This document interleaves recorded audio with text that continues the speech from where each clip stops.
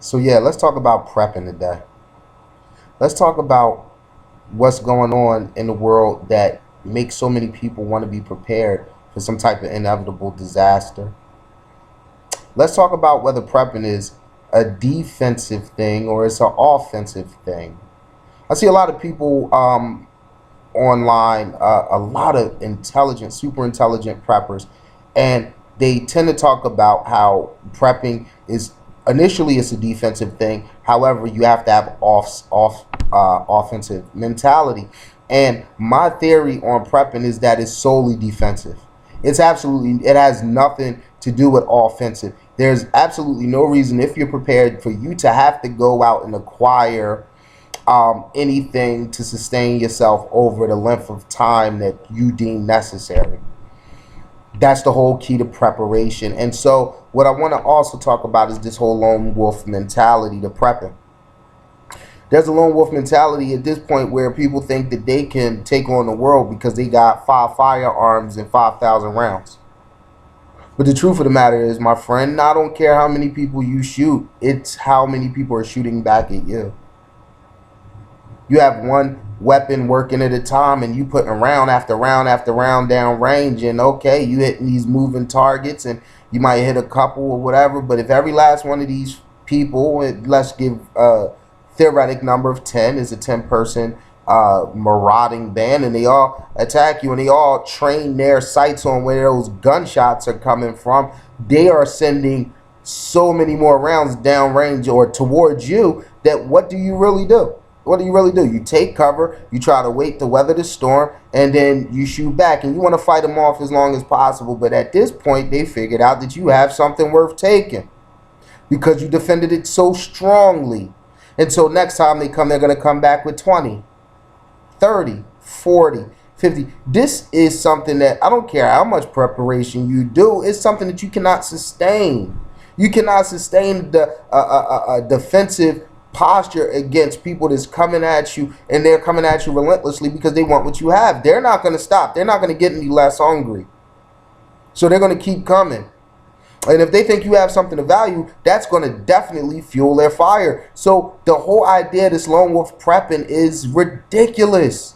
I feel like it's the government telling us, hey, listen, you want to go it alone. You want to stockpile as much food and water and ammunition and firearms and safety equipment and medication that you possibly can, and I want you to nail thin the herd for us because we are not accountable when you start shooting random people who come in to look for aid. And we're not going to stop you from killing as many people as you possibly can, but we're going to prosecute the fuck out of you when we catch you, when we do come to your house to get you. And if you put up a resistance against them, they're just going to vaporize your fucking home. They're going to vaporize it.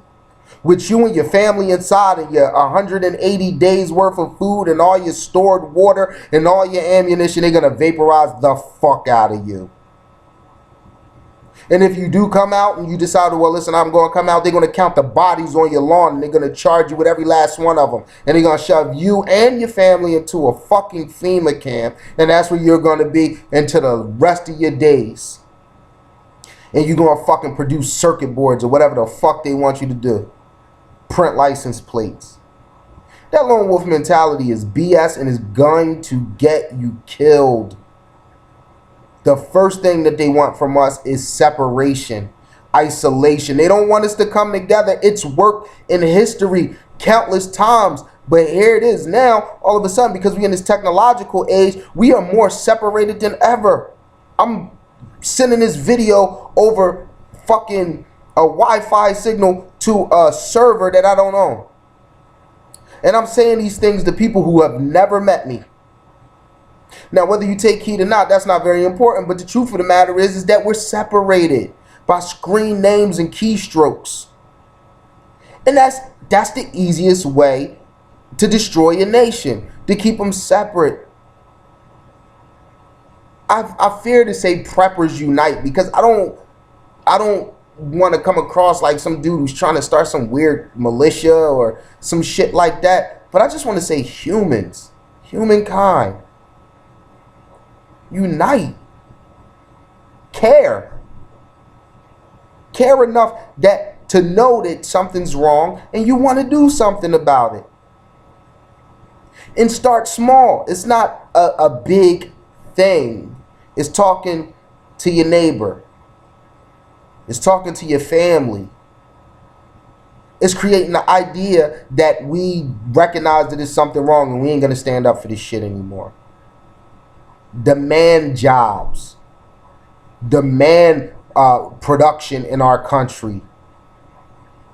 Demand exporting something other than debt, despair, pressure, racism. Demand it. Demand it.